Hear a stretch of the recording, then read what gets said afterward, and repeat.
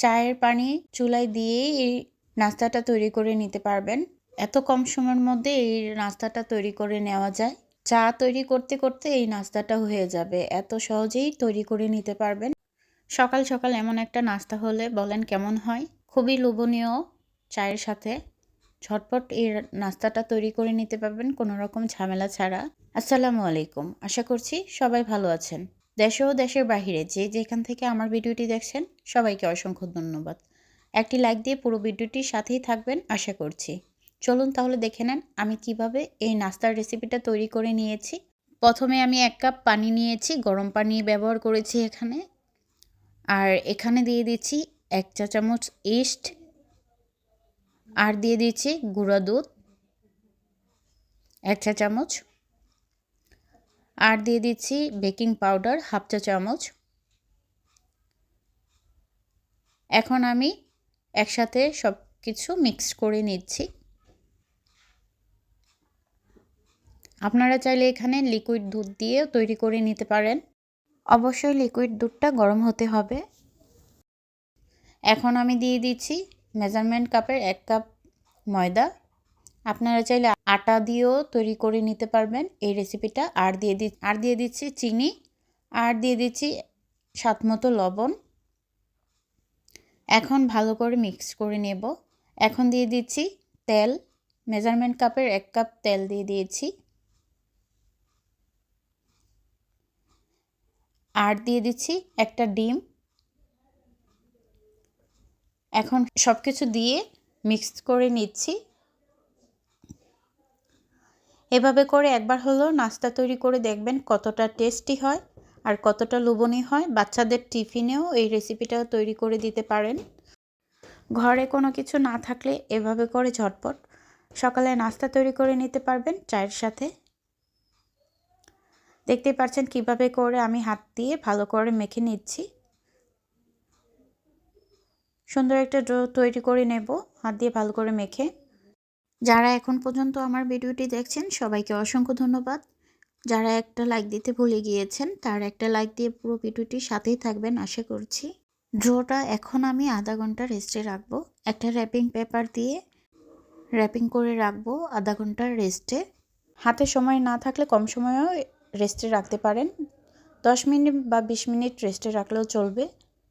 আর এখন আমি দেখতে পাচ্ছেন আমি ডোটারে লম্বা করে নিচ্ছি। আমি একটি ছুরির সাহায্যে কেটে নিচ্ছি। আর দেখতে পাচ্ছেন হাত দিয়ে কিভাবে করে গোল গোল করে নিচ্ছি। বেলাবেলির ঝামেলা ছাড়াই হাত দিয়েই তৈরি করে নিতে পারবেন এই নাস্তার সহজ রেসিপিটা।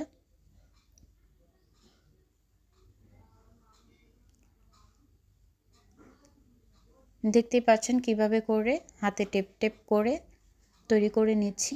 এভাবে করে সবগুলো রুটির ডো তৈরি করে নিয়েছি, ছোট ছোট রুটি করে। এখানে কিন্তু আমি বেলাবেলি ঝামেলা ছাড়াই তৈরি করে নিয়েছি।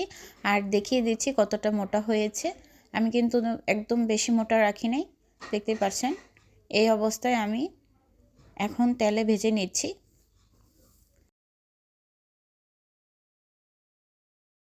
আমি এখানে পরিমাণ মতো তেল দিয়ে দিচ্ছি। তেলটা মিডিয়াম গরম হয়ে যাওয়ার পর আমি এখন দিয়ে দিচ্ছি রুটিগুলো।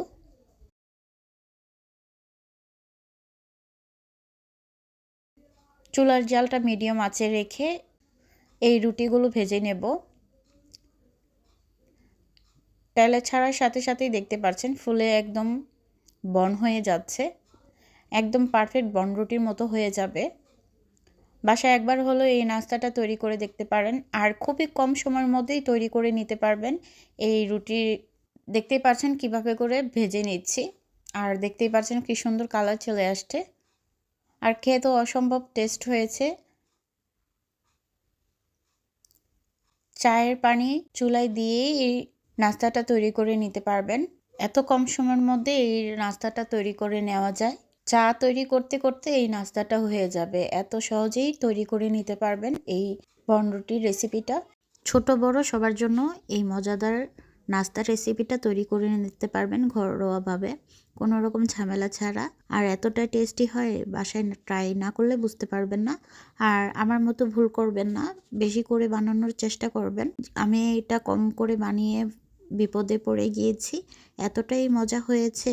ঘরে তৈরি না করলে বুঝতে পারবেন না। যারা এখন পর্যন্ত আমার ভিডিওটি দেখছেন কিন্তু একটা লাইক দিতে ভুলে গিয়েছেন, একটা লাইক দিয়ে পুরো ভিডিওটির সাথেই থাকবেন। আর যারা এখন পর্যন্ত আমার ভিডিওটি দেখছেন সবাইকে অসংখ্য ধন্যবাদ। নাস্তার রেসিপিটা আপনাদের কাছে কেমন লেগেছে কমেন্টে জানিয়ে যাবেন। ভালো লেগে থাকলে লাইক কমেন্ট শেয়ার করে পাশে থাকবেন। চ্যানেলে নতুন হয়ে থাকলে চ্যানেলটি সাবস্ক্রাইব করে পাশে থাকা বেল বাটনটা অন করে দিবেন, যেন নতুন নতুন ভিডিও ছাড়ার সাথে সাথে আপনাদের কাছে নোটিফিকেশন চলে যায়। আর যারা অলরেডি চ্যানেলটা সাবস্ক্রাইব করে দিয়েছেন তাদেরকে অসংখ্য ধন্যবাদ। আর দেখতেই পাচ্ছেন কত সুন্দর হয়েছে আমার নাস্তাটা, কোনো রকম ঝামেলা ছাড়া সহজেই তৈরি করে নিয়েছি এই নাস্তাটা।